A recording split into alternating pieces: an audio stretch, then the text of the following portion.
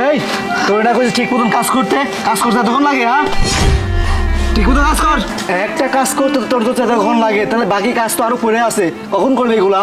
ভাইয়া আপনি এসব কি বলতেছেন? আমি যতটুকু পারতেছি করতেছি তো। আর আপনি তো জানেন আমি প্রেগনেন্ট, আর এত ভারী ভারী ইট এগুলো তুলতে না আমার খুব কষ্ট হয়। এত তাড়াতাড়ি আমি কাজ করতে পারি না। আর আমার স্বামী তো আপনাদের প্রত্যেক মাসে অনেক টাকা দেয়, কিন্তু আপনি তো দুই একটা কাজের লোক রাখতে পারেন তাই না? আমাকে অযথা এত কষ্ট করেন কেন? আপনি প্লিজ দয়া করে কাজের লোক রাখেন।